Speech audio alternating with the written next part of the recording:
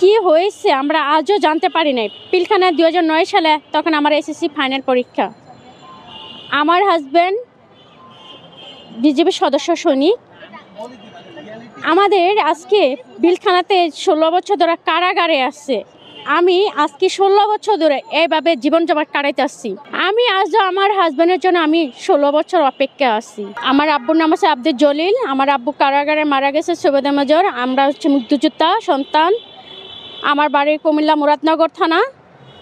আসলে আমার বিয়ার 22 দিন পরে উনি জেলে আছে। আমার হাজব্যান্ডও বিজেপির সদস্য সিপাহী, আমার ভাইও সিপাহী, আমার বাবা সুবেদার মেজর। আমার বাবা কারাগারে মারা গেছে।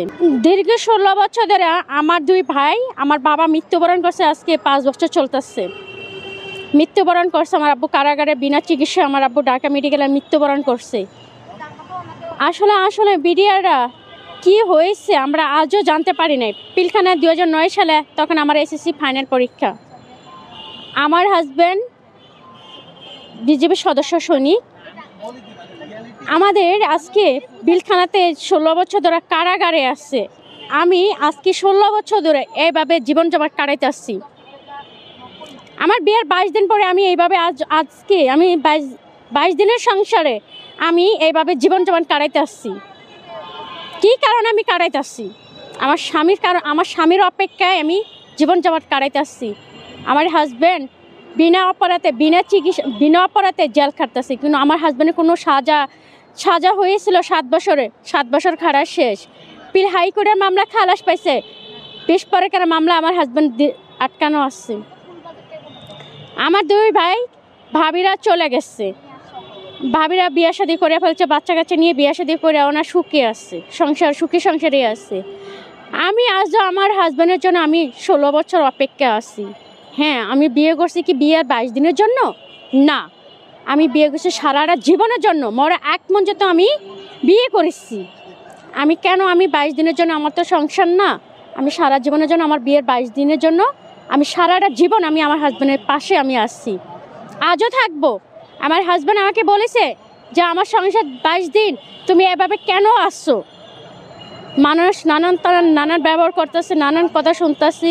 যে আমার হাজব্যান্ড বলে যে কবে আসবো, আমরা কবে আবার নতুন সংসার করব, নতুন করব। আজও আমরা জানতে পারি না যে বিডিআরের মামলা তারিখের পরে তারিখ দিতে আসছে, কিন্তু মামলা রায় দিচ্ছে না। আমাদের বলে যে পিপি নিয়ে নাই, বল এভাবে খালি তারিখ ফেরে তারিখ জানাইতে আসছে। আমি আর সরকারকে জানাই যে আমার হাজব্যান্ড তাড়াতাড়ি উচ্চ আদালতে জানুয়ারি মাসের 9 তারিখে জানি আমার হাজব্যান্ড খালাস পায়। তৎকালীন সরকার আসলে বিডিআররা কিছু জানে না, কে ঘটাইছে একমাত্র আমরা বলতে পারবো না। যে বিডিআররা আসলে ঘটায় নাই, ঘটাইছে কে? বাহিরে ভারতরা, একমাত্র প্রধানমন্ত্রী ঘটাইছে ভাড়া করে আইন না। বিডিআররা ফাঁসাইছে, বিডিআররা কিচ্ছু জানে না। মাত্র ট্রেনিং করে কেউ জয়েন করছে, কেউ হয়ে চাকরি আজকে জয়েন করছে, আজকে কিছু জানে না ওরা। তারাও জেলে আছে আজকে 16 বছর ধরে। তৎকালীন সরকার, আমি ডক্টর ইউনূসকে বলছি যে আমাদের বিডিআররা যে জানুয়ারি মাসের 9 তারিখে জানি যে খালাস দেয়, এটা আমি ডক্টর ইউনূসকে জানাই যে আমাদের পরিবাররা আজকে কষ্টের বিনিময়ে জেলে আসছি। আমরা যে কষ্টে বাইরে গার্মেন্টসে চাকরি করি, গার্মেন্টসে চাকরি দিচ্ছে না, বাসা বাড়ি কাজ করি, বাসা বাড়ি কাজ দিতেছে না। আমরা কি বিডিআররা পরিবার হয়ে আজকে রাস্তায় আমরা ঘুরতেছি।